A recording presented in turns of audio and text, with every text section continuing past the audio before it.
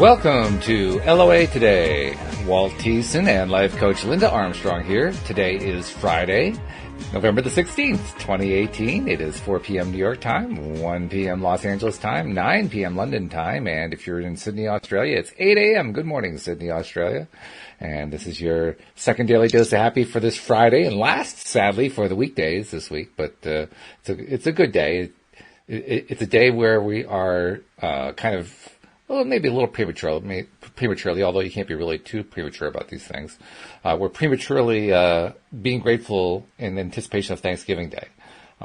Here in the United States, we celebrate Thanksgiving this coming Thursday, the annual holiday that dates back to the country's founding, when we're first. I shouldn't say founding, when the country first had its immigrants come over from Europe. And it originated in Massachusetts and became a national holiday and continues to be so to this day. But it's also a great opportunity to focus on gratitude, which, Linda, you pointed out very astutely in our email exchange. That's a big thing. That's something we need to spend more time doing. Yeah. So, yeah, we're going to spend a little time talking about gratitude today. And I promised you I would start off the podcast by telling you a story of gratitude that I experienced today. Okay. As you know, and you actually posted about it on Facebook, we had a pretty major and kind of a surprise snowstorm here in the northeastern part of the country. And that snowstorm, I don't know how much snow you got. It left us with about 8 inches this morning. That has since melted down to about 3, but that's what we started off with, was 8 inches. And when I got up to do the podcast this morning with Tom and Alex, one of my cats always likes to go outside, so he was outside. And we have this outside of our front door. There's this cart with like a lobster trap on top of it, which is kind of weird, I know. But he likes that. It's kind of like his home, and he's either inside there or he's underneath the cart. The cart is like one of these carts you find in a factory where they're carting stuff around, that kind of thing. So it's very, very low, and he loves to get under there too because it makes him feel safe. Well, I'd forgotten that, of course, with the snowstorm, that means they're going to bring the snowblower through and they're going to blow the snow out. And when that happened, it was in the middle of, actually toward the end of the podcast. And, of course, he got freaked out and jumped out of the cart and just went bounding off through the snow to find safety. Well, after the podcast was over, I went out to look for him, also to move the cars and things like that because they have to plow the parking lot. And we have, to the side of our building, there's grass, and then there's a steep hill going down to like a wetlands. Lot of wildlife down there. And that's where his tracks showed that he had gone. And at first I wasn't even sure they were his tracks because they were really far apart for a cat. And I mean, at first my reaction was, that's too far apart. That can't be a cat. But then I remembered he's also a very long cat. He was running full flight. So, yeah, I guess they could have been his, and it turned out they were his.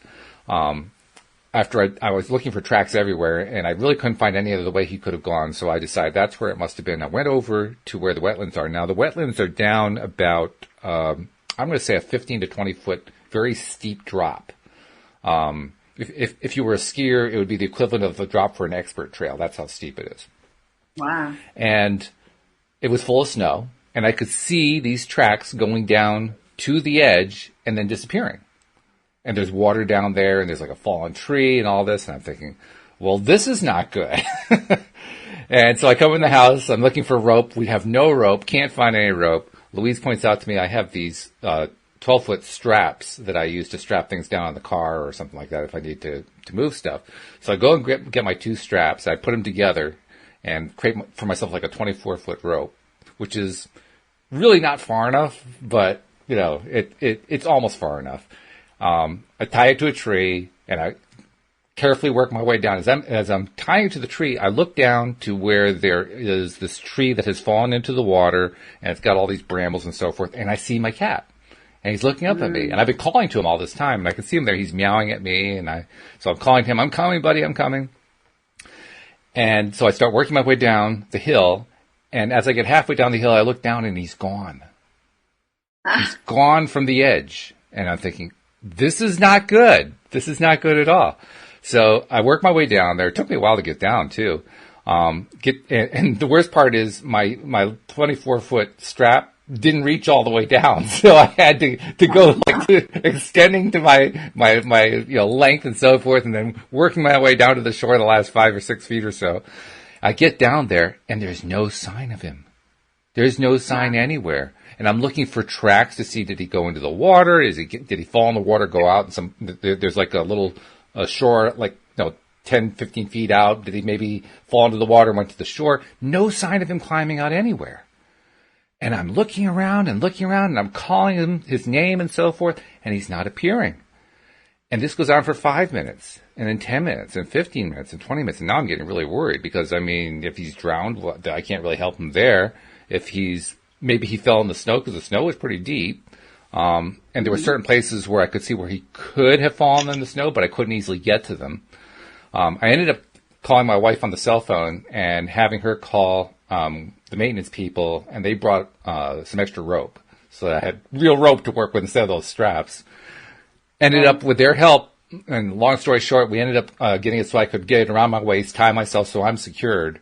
And they got secured to a tree up there, and then I'm working my way down there, and then I am just going into the water, going into the side of the bank and so forth, pulling snow out of the way, and then I finally go into the snowbank right below where he was standing. I pull it open, and a cat leaps out, jumps up onto the snowbank, and runs up the hill. Now, that's great news, and that's something to be grateful for. What's even more dramatic about it is that not 10 minutes before that, just before the guy showed up, I told Louise, because Louise had called me, I said, I don't know where he is. I can't find him. He could have drowned for all I know. I just don't know where he is. I can't find him. So we were fearing the worst. Now all of a sudden, great news. He's alive. He's doing great. Then I have to get back up the hill, and with the help of the guys from maintenance, they helped pull me up the hill, and so it all worked out very nicely. So talk about gratitude. I was so grateful. We got our cat back. Our cat did not die in frigid cold temperatures, buried in the snow. He could have been. He was buried in this drift. He quite clearly could not have gotten out. And it was a good thing I went and dug him out. But, it just kind of refocuses your mind when yeah, it's only a cat. It's not a human being, but cats are important. They're beings. They're human beings. They're family. They're family. Yeah, right. They're not human beings, but they're family. They're human. They're important beings. They're important life forms. Yeah. And they mean a lot to us. And I'm just grateful that we got him. We got him back, and he's doing fine. Took him a while to get in the house. He wouldn't come in the house right away. He was still in preservation mode, so he was running around for a bit. But we got him in, and he's doing okay. And so. All's well that ends well. You also made it up. Yeah, I made it up too. That was good too, because I actually went in the water at one point, not intentionally. I was pretty wet. I was pretty cold. I think I was running on adrenaline because it was really cold. That water was really bitter cold, but somehow I didn't notice it so much. I hear an echo when I speak. Is that picking up for you too? I'm not getting an echo. No. Okay, well, hopefully it's not recording that way. Yeah, I hope not. We'll find out. Well, I'm happy that you're okay and that your cat's okay. Yeah, me too. And it does kind of reinforce the value of gratitude. Because, when we found him and when I got him out and I saw him racing up the hill. By the way, he's also a very smart cat because he couldn't have gotten up that hill. It was pretty deep in snow. So he worked in my trail. That's where he was able to get his foothold to get up the hill, which was good. Right. But I was just like grinning ear to ear after that. And I was tired. You can imagine after an ordeal like that, I was really exhausted.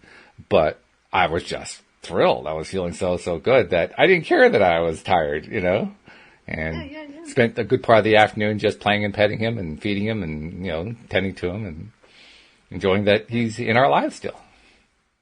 Our animals are our healers. Mm-hmm. They're not just anything. They are life, Mm-hmm. They're love.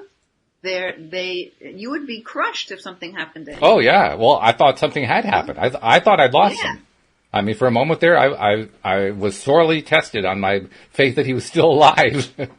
And yeah, it was intense. It was pretty intense. But healer, I hadn't heard of cats as healers. I think you're right about that. Oh yeah. And animals are healers. Cats, dogs, all pets really. Oh yeah. Yeah. Dogs in particular. And not only that, they can shift your vibration like that. Just like that. Oh yeah. Yeah. Petting my cats is one of my items on my list if I need to get a pick me up. And it's Yeah. exactly right. They help you just shift really, really fast. Dogs in particular are known for just total unconditional love. I mean, it doesn't matter what your day's been, doesn't matter, when was the last time you saw them, it doesn't matter, if last time you saw them you forgot to feed them. Unconditional love. They're jumping up, they're licking you, they're just so happy to see you every single time. And that's wonderful. And they live in the moment. Like my Totally. dog, sometimes, your animals will cling on to one family member more than the other, right? So Right. we've had Mm-hmm. a dog before that was totally my dog, like couldn't live without me, right? But this one that we have now is my husband's dog. Now my husband can go out in the back shop, do some work, come back even minutes later, doesn't matter if it's minutes or hours. My dog, it's like 10-second Tom, my dog sees him and goes crazy, so happy. Yeah, totally. They're just unconditional love. They are. And they totally live in the moment. And they're very perceptive. Like, They are. Like, my dog will sometimes bark at nothing, but I know he's not barking at nothing. He's looking off at something in the room. He's seeing spirit. Oh, I see. They're aware, like, they can see through the veils better than we can, And, I've wondered about like, that. Well, who's there? Is my sister there? Come on, let's talk. I've wondered about that at many points because you're right. There are a lot of stories and incidents and so forth where, I mean, I can remember times with my own cats where I'm sure the cat thinks that he or she is looking at something and I can't see what it is. And it makes me wonder, is it something like that? Is it something that they're seeing something that's there that I can't see? Yeah, totally. Yeah, which is pretty cool. So our pets are something really to be grateful for no matter what. And which is great because then on any moment in time, you can always find the feeling of gratitude, that high vibrational energy by connecting to your pets. It's true. Yeah. And in fact, gratitude is a good place to start if you're not feeling in your best mode. If you're feeling depressed or angry or fearful or, just generally down or whatever. Gratitude is a great way to climb out of that quickly. Because when you start focusing on the stuff that is in your life, the people in your life, the roof over your head, the food on the table, all that kind of thing. When you start focusing on that in a big way, it climbs you out pretty quick.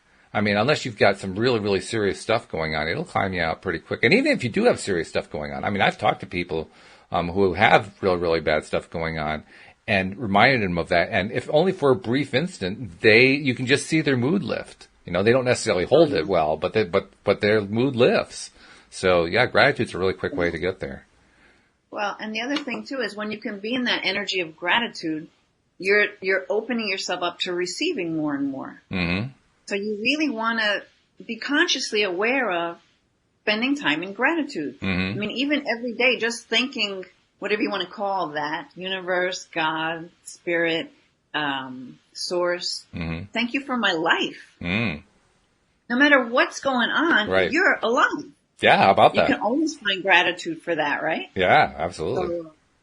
So that's pretty important, and really everyone here on this, I think everyone listening to this or seeing this knows that you manifest through high vibration. Right.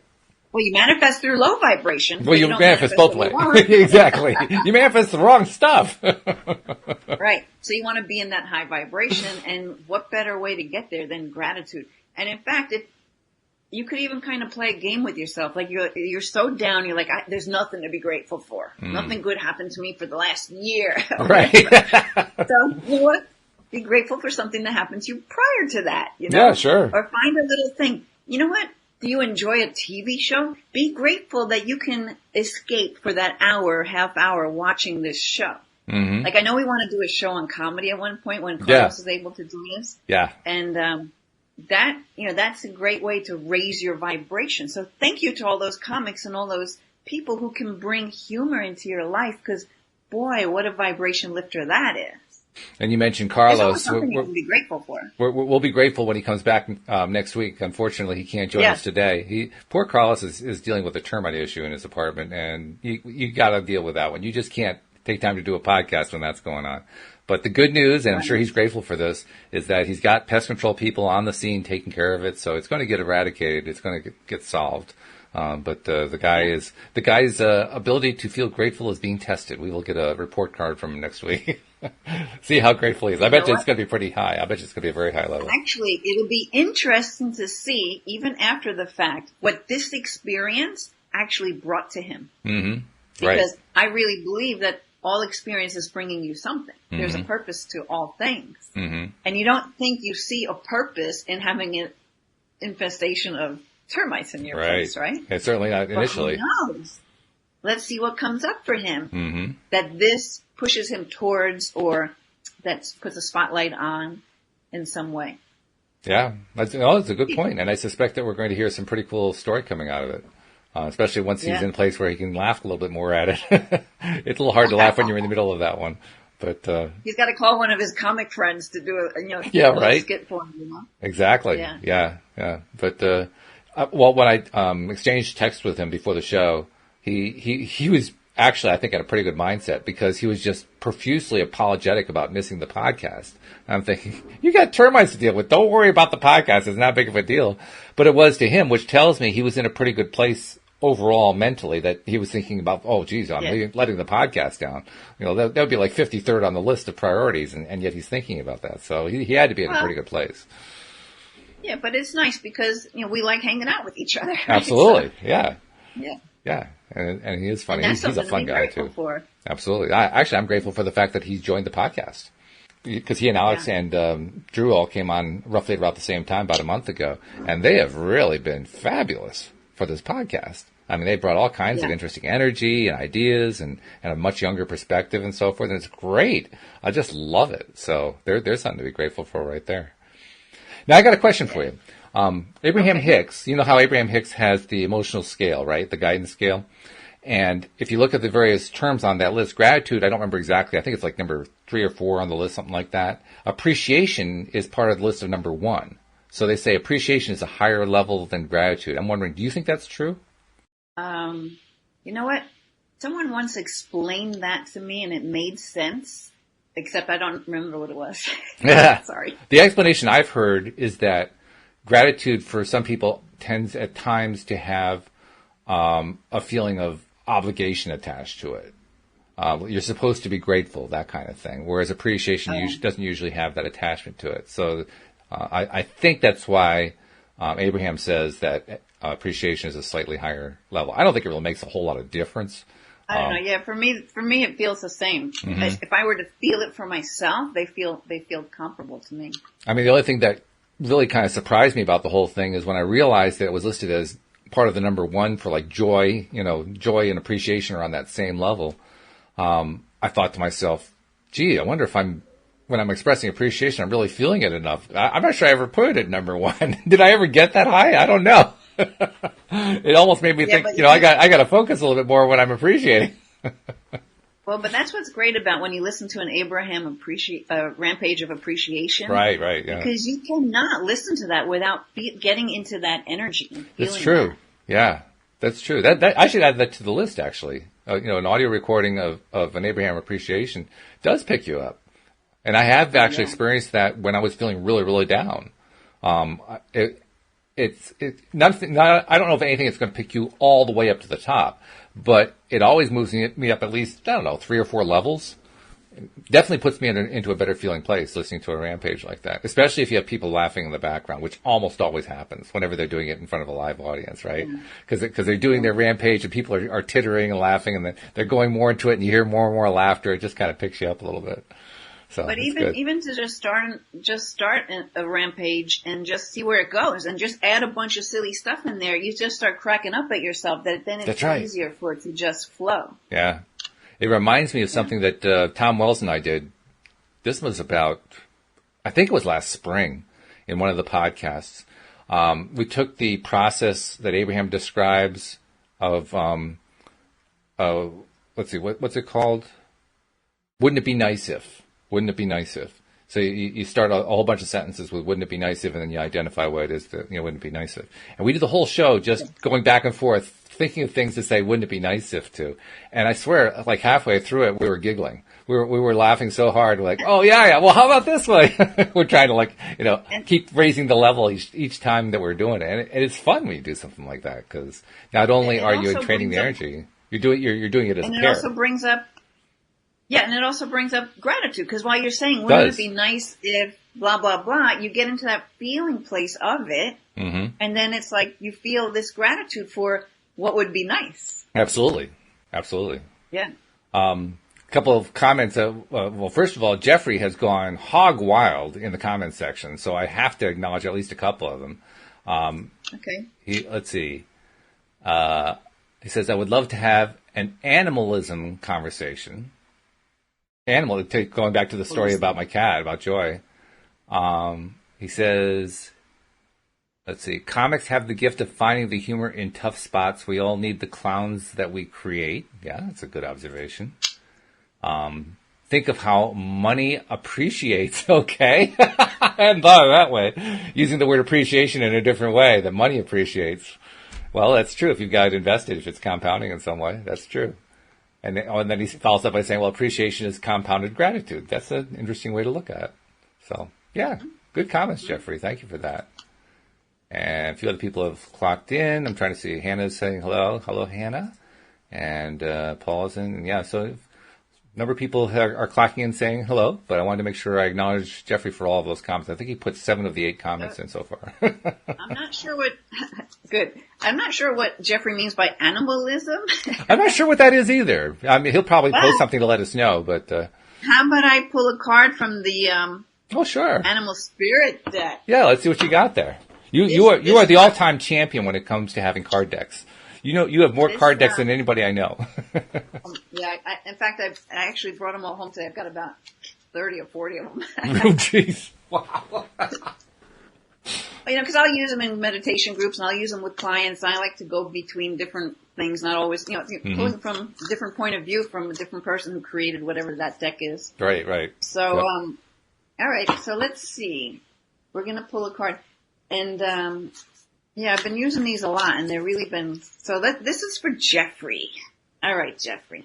Oh, and Jeffrey posted, he said, animals as medicine. I guess that's what animalism is. Animals as medicine. Well, that's what this is all about. Okay.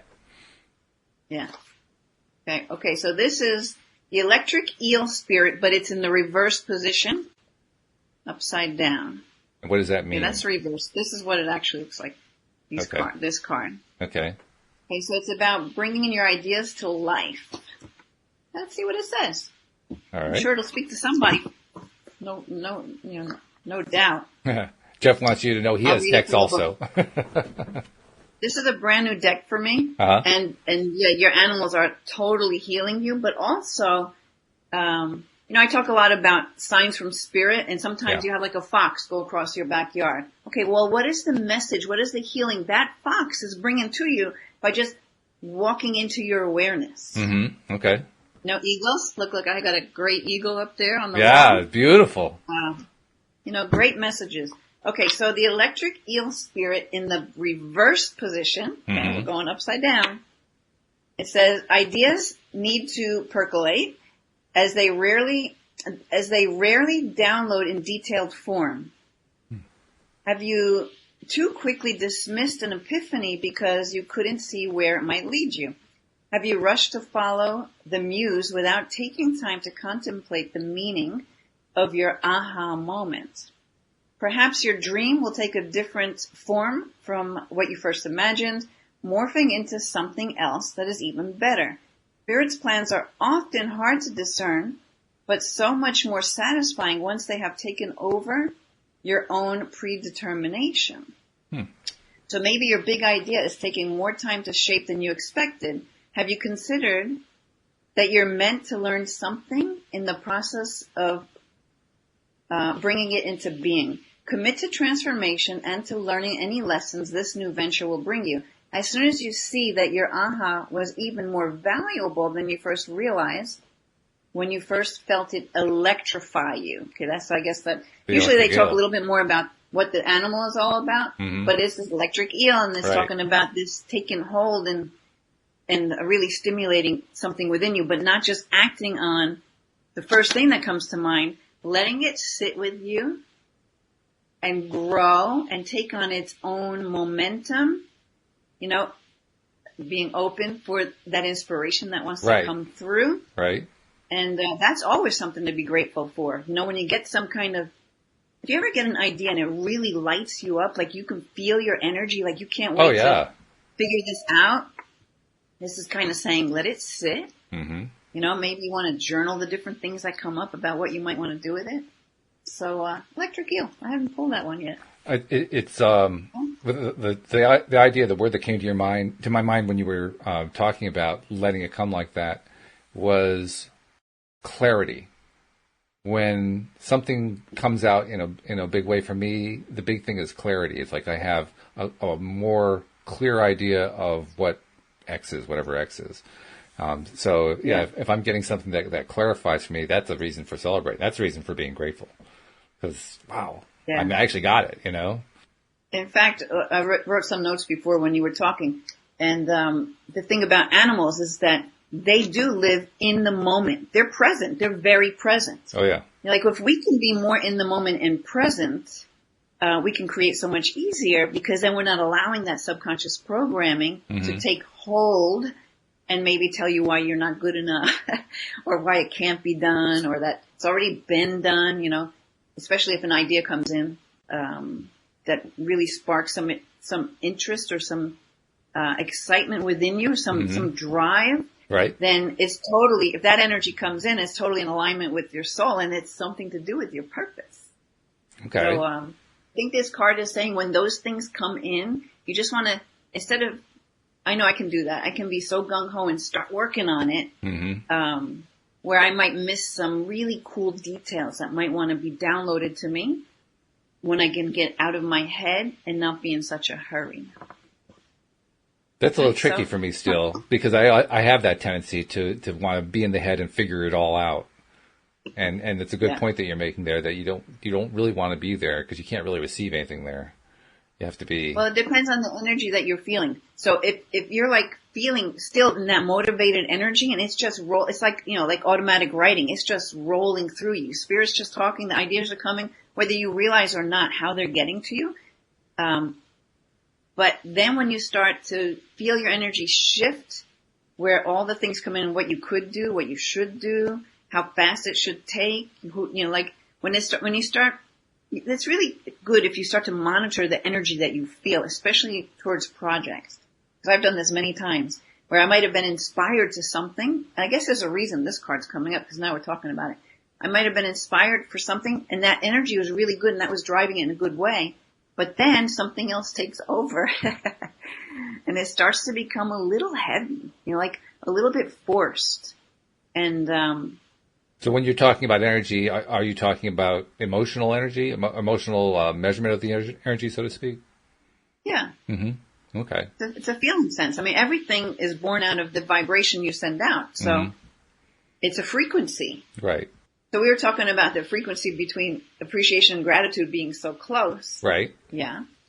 So, and then if you start getting down into some of the lower ones, and I don't have the chart in front of me, but I could see it in my head without being able to read it. You know, when you have to start, when you start like trying to push things to happen, then you're in a lower vibration. That is true.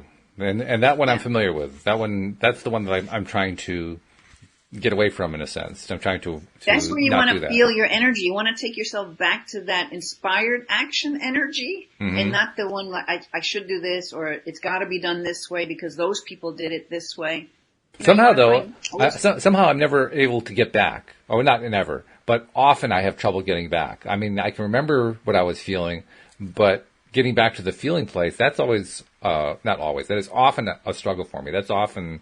It feels sometimes like it's out of reach. Like, why can't I get there anymore? I just felt that, you know, a minute ago, 10 minutes ago, 15 minutes ago, and I just can't seem to get there, and I don't understand why. So maybe because then all the subconscious programs getting in the way. So, but maybe you can have yourself start some kind of a rampage of appreciation about how you were feeling when that came through.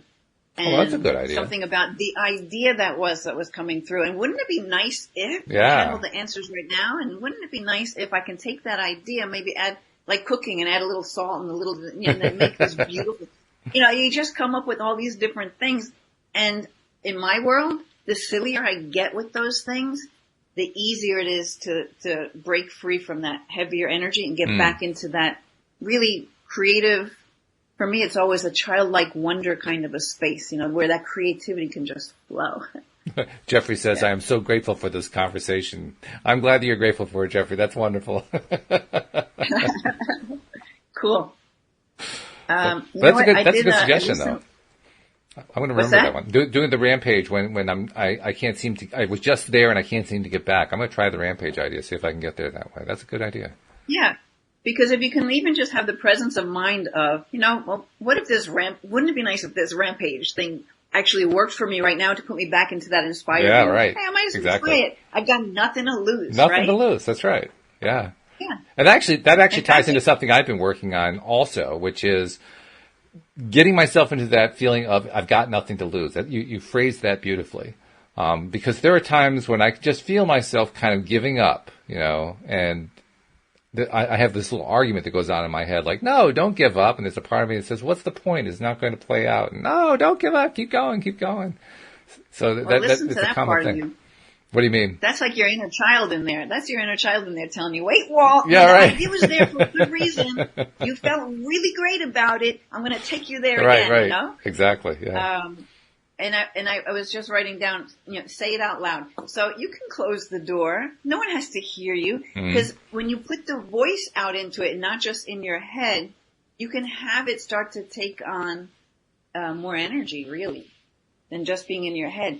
And it's kind of like when you write things down, you're putting it into the material world, into the matter world.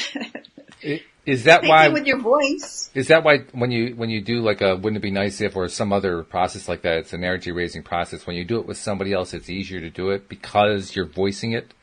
Yeah, I think so. Yeah. Yeah, okay. You're putting it out there. It's not just stuck in here, Yeah, because you're right. When it's inside, it's harder to get it going. But when you put it out, when you actually express it in a way, it comes out easier. And so if you can be doing it in your car or in a room in your house where you're like, it doesn't matter who hears you, then you can just let nonsense spew out. And that is gonna, nonsense, I'm meaning just being like in that maybe crazy mind, like without having the analytical mind dissecting what's true and what's possible. Right. Just make stuff up. Yeah. Like it really frees it out. Well, it took me a long time to learn to even do that part because there was the rational part of my mind that says, well, no, that's not true. You can't make that part up. That's not okay. Until somebody pointed out to me that, well, I can do it like I did when I was a kid. I can pretend that it's absolutely happening. And pretending is a lot easier for me. I can handle that a lot better. It's all about pretending. Yeah, well, I know that now, but I didn't realize that before. I thought I was trying to create something that wasn't true. No, I can't say that's something that's not true. You know what? I haven't followed your series that you're doing on, was it Neville Goddard book? Yeah. But isn't he one who put it out there that you want to reach to those the things that you want to create as if you already created it now and see yourself in that position, doing that, feeling that energy. I mean, Abraham talks about that. I mean, anybody really working in this world, where it all came from, I don't know originally. That's the thing. You want to get into that place of it already existing. Right. And you have to it doesn't exist right this second in your material world, right? No, it doesn't. You're imagining. So you make it up. Yeah, you're dreaming it. Why can't you make up something that doesn't exist yet? Yeah, he describes it as a dream, as if you're planning what your dreaming is going to be. And you're right. He uses the phrase "assuming the feeling of the wish fulfilled" as his way of describing. Get yourself into the feeling place of it. Cindy Chavez and I have described it as a little vignette that you create. You create this little tiny scene where you're feeling and experiencing what's happening when whatever it is has shown up into your life. It has manifested into your life. And Cindy made a really good point that we're both latched onto, which is it doesn't necessarily have to be an emotional feeling. It can actually be a sensory feeling. It can be either kind of feeling. So, why not? Yeah. Yeah, so it could be like, you're getting congratulated, so you can feel somebody shaking your hand, and that is part of getting into the feeling of the wish fulfilled. Yeah, but you're right. Well, that's a big Goddard concept. Greg Braden would say the feeling is the prayer. The feeling is the prayer? Okay. Feeling is the prayer. Mm-hmm. So really, when you get into that feeling sense, because that's the vibration once again. Mm-hmm. So when we can get into that feeling space of what it is, what we want. I mean, it's so easy for us to. Why can we feel what we don't want? So easy. Yeah. But we can, and we create through that. So to really just, it's all about just bringing your awareness to the here and now, like those animals can do, living in the moment Mm-hmm. and feeling what it is that you prefer, that you desire, as if it already happened. That's true. Because then you can make it up. I mean, that's how I healed my rotated tear cuff. Yeah, that's right. I remember that story. Yeah. Yeah. Yeah. Besides just dumping the energy of love in it, but I totally attached to it. It's healed. Mm-hmm. Yeah, I did the same thing with my knee ligament. Exactly. Yeah. Exactly that. Just imagining that it was healed. And it did. Yeah, it's already done. Yeah. It was quite amazing. And then too. we've actually talked about this in the show we did on living in the matrix, right? Because we want to connect to another space and time. Oh. If there's something that hasn't happened yet, we're connecting to future time Mm-hmm. where it already exists. So why not put yourself there in your imagination, Mm-hmm. feeling it, living it, Mm-hmm. because of course that's going to bring it to us. Mm-hmm. But there's so much conditioning that's kind of squashed us from actually just going to that place, which is so natural because we're born that way. What little kid can't make up a story that they are so convinced is real? Oh, yeah. Yeah. Well, Yeah. especially a little kid, because little kids, they don't have the baggage of the big kids, so they just dive right into it. Like, yeah, let's play the game. Here we go. Which is my point. It's our Yeah. true nature Yeah. Yep. I think you're right. that we come here. Now, you mentioned the word prayer, and that's a word we often associate with gratitude. A lot of prayers are about gratitude, and I don't think that's accidental. Now, a religious person might think of that in a little bit different context from the way we do as in our deliberate creator context. But there's a lot of overlap between the two for sure, depending on how you use the word and what you mean for yourself when you say the word prayer. For me, prayer, this is something that came out of the Goddard conversation that Cindy and I had this week. If you look at the root of the word prayer or to pray, we usually think of that as making a request, and indeed that is one of the roots. But when you look at the root behind the root, and I can't remember exactly what the specific word was, when you look behind it, what you find, it actually means to interact with. So a prayer of gratitude is interacting with source energy using gratitude. And that starts to make a whole lot more sense to me than the traditional method. The traditional prayer, I got perhaps some blocks there because of my religious resistances. But when I look at it that way, now all of a sudden, I can latch onto that easily. That's a good one. Yeah, absolutely. I mean, the prayer is what is connecting to the desire, really. Yes. Yep. I mean, if you're praying for someone's healing, you're connecting to, at least for me, because I do energy work maybe, but I connect and I hold the space for that person already healed. Mm-hmm. That's the prayer and the energy that I send, is to see them already in that space of being whole and healed or whatever it might be, depending on whatever the situation is, but not in that, a lot of people think, and I think, I don't know if this is true at all, but I think it comes through religion, because I think I see it in my older generation of my family. Mm-hmm. They think that for them, if you show that you're worried, that's like you love them. Yeah. Right. So they go right to that. They go right to that space of pity, right, sorrow. Because they want to show you how much they love you by holding the energy of where you're at. Yeah. Yeah. Right. Which is wrong. It really is. I mean, and I'm glad to hear you say that, because it reinforces what I believe. But I know exactly what you're talking about. My own family, I can recall numerous times when that energy would appear exactly the way you described it. And it doesn't feel good. It actually feels pretty miserable. And the worst part is you're supposed to appreciate the fact that you're feeling miserable, which is, it's just not pleasant. I mean, I've been trying to teach this to my mom, and she's getting it slowly, but she's getting it. I'm like, when you worry about that person or that thing or that situation in their life, you're just feeding it to last longer, because that's the energy you're sending to it. Right. Wouldn't you rather pretend that they got past that already, they have their solution, a miracle came, or whatever it is, Because even just in thinking that way, your vibration lifts up. So your energy you're sending out, of course, is a higher vibration. Mm-hmm. And that's what we want to heal through these. I mean, when I do healing work, I'm channeling this really high vibration to where it brings tears to my eyes many times because it's so overwhelming, this energy of love, right? Mm-hmm. Sure. That's what it all comes down to. Yeah. And having experienced, doing the session with you, we did that show about what the session was like.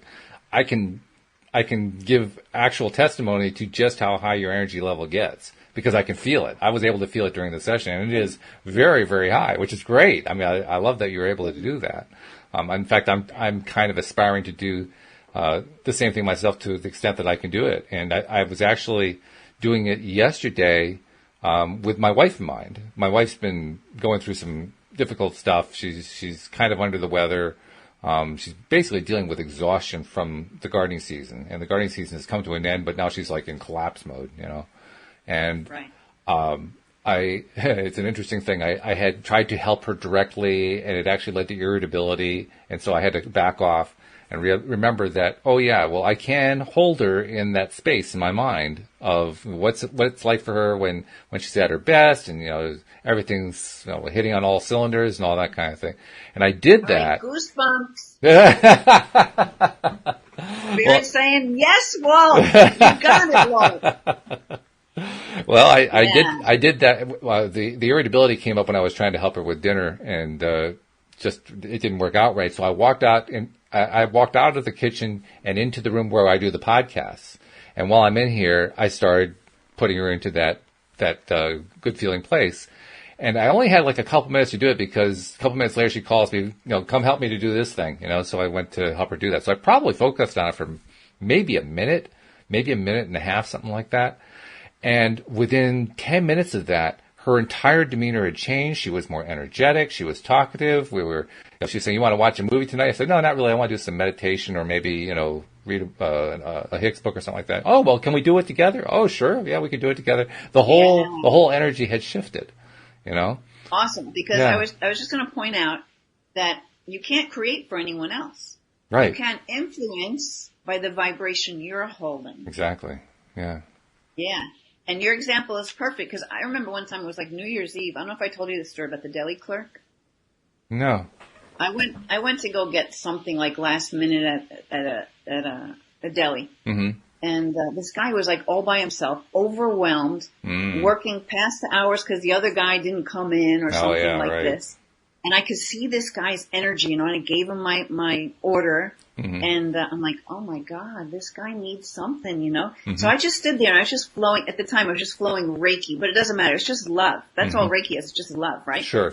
So I just was holding him in this space of feeling good and enjoying the rest of the evening, bringing in the new year, you know, just sending this energy to him while he's cutting my stuff and getting it ready, packing it up. By the time he gave me my things, his whole energy changed. Wow. He even smiled, you know? Yeah. And like, he has no clue what happened. No. But it doesn't matter. Doesn't matter. Because, I couldn't change him, but I could hold this energy and flow it to him, and he could either absorb it or not. Mm-hmm. That's the thing. You can send energy. It's up to whoever to take it. It's true. But there's no wasted energy. If someone can't take it in, it'll just bounce to somebody else. Well, you're making me realize that actually I have done this more times than I realized. Because you mentioned the deli clerk. When Louise and I will go out someplace, you know, we'll go to a restaurant or whatever, and we're waiting for some service of some kind. Invariably, one or both of us will engage with whoever the front person is, right? And it'll turn into a conversation. Because I'm very tall. That's a conversation starter all by itself. You know, how tall are you? You know, that kind of thing, and it just leads into whatever. But invariably, one or both of us will try to get the person we're talking to laugh. And we'll just do it, you know, by little plays on words and, you know, little teases and things like that. Nothing harmful, nothing mean-spirited or anything like that. And very often we will get them into that happy place. You know, for that moment, they're chuckling, they're laughing, they're making a joke, you know, on their own and so forth. And you can't see it. You can see it in their demeanor. You can see that it picks them right up. So I never really thought about that as being energy work. I just thought of it as, you know, interacting with somebody, repartee and all that kind of thing. But now that I think about it this way, you're right. You know what? That is energy work. I just hadn't thought of it that way. Oh yeah. Everything's energy. Mm-hmm. So if you're producing a result through energy, you're doing energy work. I guess so. Yeah. Yeah. Well, since everything is You know energy, what? that means everything that goes on in our life is energy work. Then ultimately, I guess. Absolutely. Well, yeah. We're creating our world. Mm-hmm. And there we go into that mirror effect. There it back is. Yep. Back into my matrix stuff. But like love and happiness, it's a contagious energy. Mm. So I was going to give an example I was saying that, it's up to, you're just sending it and that's all you care because you're holding that high vibration. You're holding somebody in this container or sending love to someone that you think could use it or whatever. Mm-hmm. But if that person can't receive it, there's no wasted energy. You just bounce off and go somewhere else, wherever it's needed. Love will find its way, right? But I remember one time I was walking into my karate school, because I teach karate too. Right. And I always send energy to whoever. Like, Mm-hmm. I'll see people in the street. I'm like, I'm sending that guy love. I love you, I love you, I love you. Like, that kind of thing. In my mind, I'm not saying it out loud. Yeah, I'm yeah. just sending this energy. Well, I was walking into the building and some girl was passing by and I'm sending her love and I must have smiled, right? Mm-hmm.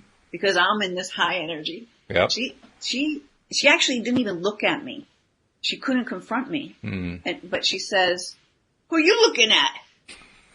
Like really angry, Right. And I didn't say anything back. I'm just like, oh, let's give her an extra dose. We got to send this little girl some more. She didn't want to take it in. That's all right. You just keep sending it. Somebody needs to receive it. You can't make somebody take it in, and ultimately, when they're ready to take something in, they will. But it's not up to us to worry about that. I think you're right. That's actually one of the things that I learned when I was practicing smiling at people when I took my walks, and I still do, because we have one of the Rails to Trails paths going by our house, so that's where I do all my walking. And invariably, there are a number of people out there, and over time, you just kind of get used to, hey, how you doing? How's it going? You see the same faces often every day. And over time, I began to realize, well, a couple things. First thing I realized was that because of the work I was doing on myself, I was smiling more often than I realized that I was. And so I would get smiles at the strangest times when I was taking the walks. Like, well, why are they grinning at me? I got this big hello. Oh, yeah, hi, how are you? Like, what's that all about? Oh, I must be smiling. I didn't realize it. So that's one of the effects. The second one is that when, like you say, when you do a lot of interactive stuff like that with people, and that interactiveness kind of builds its own energy, there is no wasted energy. It just kind of, it multiplies. It's almost like a geometric thing. It just kind of piles on top of itself, so that when you're doing it, it all of a sudden becomes really, really easy. Early on, it was hard. I think that's what my point was. Early on, it was I had to make an effort to smile, to say hello. I mean, I could do an entire walk and maybe say hello to one person early on, and it was an effort. It was tough, but over time, you get more and more feedback, you get more and more reinforcement, and it becomes easier and easier and easier. So I kind of imagine, I suspect that because you have this long-standing habit of putting out the energy, putting out the love for somebody, it has become so easy for you that you probably don't even have to think about it. You probably just do it. I mean, am I wrong about that? And you know what? But I have to get better at doing it to myself, right? That's something you could learn, is when to give it to yourself. Because sometimes you get so stuck in stuff, you don't even realize how stuck you are. And then when you do have fortunately, you've got guides and angels that are going to say, make you pay attention to what you're feeling within yourself, then you can then do it to yourself. And you'll know, and even just the fact that you realize, oh my God, how did I get here? You can flip it, right? And you're like, well, let's pull in the love. I need to, oh, I love you, Linda, And then with that mental chatter, it was telling me whatever it was, you're not working hard enough, or who knows what it is, what's going on, or that, if you're comparing to something else, then you can say, well, hold on a second. You let that part of you that knows truly how awesome you are, and you start to, change the conversation to build yourself back up, bring yourself back into that energy. We can do that. We can do that for ourselves at any moment in time, no matter what's going on. And I know that for a fact because I've done it. I had some tough things this year. And I think that's why I built that course that I'm doing, my 7 tips for living in a high vibration so you can flip your energy no matter what the heck is going on around you. Mm-hmm. You can always flip your energy because you have to. In order to break through the thing that's bogging you down, you gotta find ways to get in that higher vibration where all the good stuff can come. Right. So, yeah. Well, you mentioned how, You know, how it's easy to perhaps do it for others, and you kind of forget to do it for yourself, which is a really, really good point. And it reminded me of do you know who Jeanette Moy is? She's like a coach of coaches. Yeah. You know who she is? Yeah, Cindy's a good friend of hers and so forth. I ended up on she's got some email thing that she's doing right now on receiving. So there's like a 7-day thing in receiving, and the ideas that she has come up with each day are really good ideas, and they kind of remind you always have to be out there to receive. It has to be like an intention for your day. And like one of the ones that she pointed out is so often we'll get a compliment from somebody and we'll deflect it like, oh no, that's nothing, or somebody or somebody offers to do something for us. And you know what? The day that this particular email came out where it said, if somebody offers to do something for you, let them and thank them. And really, the idea is you're trying to make your life easier. So give yourself the day off, in that sense. And like within an hour of reading that, one of our employees came over to clean the tools for the end of year tool cleaning and sharpening. And I went to take the trash out while he was there. He says, "Oh, I'll take that." And you know what I said? "Oh, no, that's okay." Just an hour before, I'd been told, accept it, and there I didn't accept it. So it shows you have to really be cognizant. You have to be aware and say, "Yeah, of course, thank you for doing that for me." Yeah. I actually did a video on that a couple of videos ago. If you go to my YouTube, Linda Armstrong, Energy Healer, you can see all about that. But yeah, how can you manifest what you want if you cannot receive? If you can't receive it, right? You can't. You just can't. Yep. And a lot of us can't receive. And I talk about in the video. I'm not going to do it next. We're almost out of time. How I caught myself, like you just caught yourself, not being able. I always deflected compliments. I could never take them in. Isn't that crazy how That's we do conditioning. that? Well, it is conditioning, but it's still crazy. I mean, you would think that we're deliberate creators. We want to bring stuff into our lives, and then we turn it away. It's like, wait a minute, what's wrong with us? You know what I wanted to share? I did. I was on somebody else's this network that I'm a part of, the Mind, Body, Spirit Network. We did a Thanksgiving Day quotes video. Okay. Right? You can find that on YouTube too.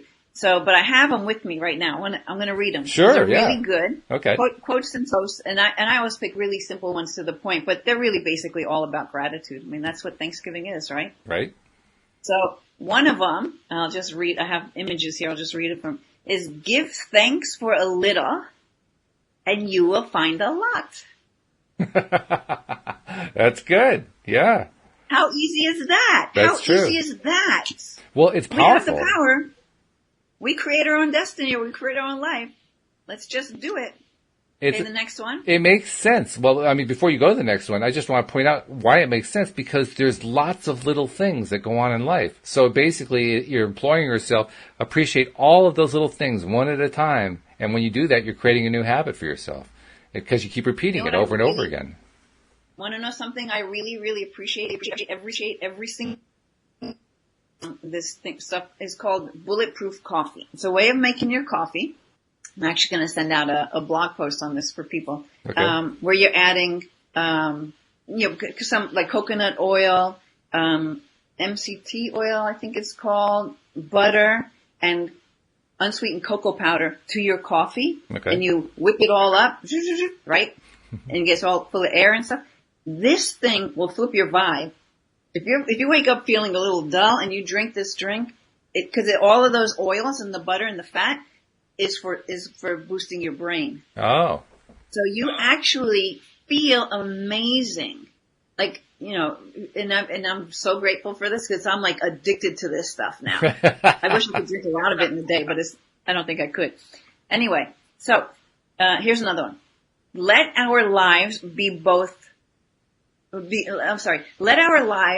full of both thanks and giving. Mm-hmm. Mm-hmm. Yeah. That's good. Thanks and giving. That's good. Perfect. That's good. Here's another one. Not what we say about our blessings, but how we use them is the true measure of Thanksgiving. How we use them. Yeah, not what we say about our blessings, but how we use them. In other words, how we milk them, or what do you mean by use them? I think it's more about like being in gratitude of them and having them expressed through our lives. You know, like these are your blessings, right? So how you take them in, so to speak, how you kind of let them vibrate inside. It's not what we say about it, but it's how we use them, like how we apply them, how we actually express them in our lives. You can have blessings and have no gratitude for them, and then what good is that? Oh, I see what you mean. Yes, that's true. You know what I mean? Right. That kind of thing. Yes. Yeah. Okay, here's another one. Okay, when you love what you have everything you need. That's true. That's good. Yeah. That's good. Yeah. And I have one more. This one is, okay, this is a good one. If the only prayer you said in your whole life was, thank you, that would suffice. Yeah. That's gratitude. That's in fact, true. I've got goosebumps all over That's saying what that one. That's what that is. That's gratitude in one quick phrase. That's good. Thank you. By the way, Jeffrey has been throwing out a lot of notes, and I haven't acknowledged all of them, but the last one I had to absolutely acknowledge because he said, thank you for the recipe. So apparently someone's going to try your coffee recipe. Jeffrey's going to check that one out. See if you like it. So you know what? I'm going to be sending something out about it with more detail and, why it's good for you and the exact recipe. Mm-hmm. If you go to my website, lovemylife.coach. Oh, good. You can opt into, there'll be on the homepage, there's a thing where you can opt in, or you'll get a pop-up where you can get my 7 tips for high vibe living. Okay. For feeling good no matter what's going on. Then you'll be on my email list. You'll have those great tips. And you'll get the thing on the coffee. Get the recipe too. Okay, good. Well, now everybody can get the recipe. Now, I presume that there's a kind of a time limit in terms of how long it's going to be before you actually send that recipe email out. So people need to get onto the list pretty quickly, I would think. Oh, I'm sending that one out probably Sunday. Okay, so you got from the moment that we're doing this, and we're doing this 4 p.m. New York time on a Friday, you got basically a day and a half. So make sure you get on that list soon so you can get the recipe. All right. In fact, I was going to do it sooner, but I'll wait till Sunday to send it give out. people a chance so they can get onto the list. Yeah. That's a good idea. Yeah. So. Okay, I do want to get a couple of messages in while we have a minute or two left. Just to remind people, if you're not a subscriber, become a subscriber. Join the crew here. Join the team and get your daily dose of happy 11 times a week. And then once you're a subscriber, make sure that you're sharing the fact that you're a subscriber and telling other people about it and saying, hey, I'm listening and this is picking me up, and it'll pick you up too. Something that I see sometimes on Facebook that I think is a clever idea. Instead of sharing generically, share with one person. I see this sometimes on our live streams. Somebody will type somebody else's name, basically to cue them, okay, this is going to show up in their timeline. Take a look at this thing. This is something that I think you should look at. It's a good idea. So type the name of one particular person on a social media page and say, check this thing out. Very good way to do it. I don't know if you're going to remember this, so I'm going to make sure you do. Okay. Next week is the week we're busting Absolutely. Money bonus, right? That's right, okay. Yeah. And we have a lot of signups for this one. This one has gotten a lot of attention. Some of my promo will talk about being a belief buster. I mean, that's what I do, right? We're going to bust through these beliefs. Yeah. And specifically, they're associated with money. So for anyone who's specifically for money. So anyone who's had trouble manifesting money, this is one you don't want to miss. So make sure if you're a member of the Law of Attraction Change My Life group on Facebook, make sure you check out the events and say, yes, I'm going to that particular event. And if you're not a member of the group, join the group. They check out every day who's asked to be a new member. And literally, there are hundreds of people asking to join this group every day. But they have a team that regularly goes through and lets in all the good ones and keeps the trolls out. But they process them pretty quickly. So you want to get into the group so you can be a part of that live stream. Of course, if you don't happen to be a member of the group and you don't hear the live stream, you can always be the podcast subscriber because you still get it that way. You just don't get it with the video, but that's okay. So I'm looking forward to it. It's going to be a fun time next week, and it'll be a great way to help digest the Thanksgiving dinner too. Yeah. So. Right, because it's right after Thanksgiving. Actually, that's it's right. the day after. Yeah. That's right. Yeah. So something more to look forward to. That's a good thing. So I hope you have a great weekend. Thanksgiving off? Yes, we're not doing any podcasts on Thanksgiving. So yeah, we'll have 2 missing podcasts for the week, but that's okay. We're only doing 9 instead of 11, but there'll be more to come. We'll make up for it with ours. Maybe all of those people who would have watched need to come on Friday. Absolutely. Yeah. Join us on Friday. I mean, it's Black Friday, right? It's also, the Black Friday shopping day. It'll be at the end of the day, especially if you're on the East Coast of the United States. So it's a great time to call in or to listen in because you got all your Black Friday shopping done. You're done. Right. So, well, I hope you have a great weekend and a great week. Thank you. You too. Thank you very much. And we hope that all of our listeners come back and join us. And we'll see you the next time on All the Way Today. Goodbye, everybody.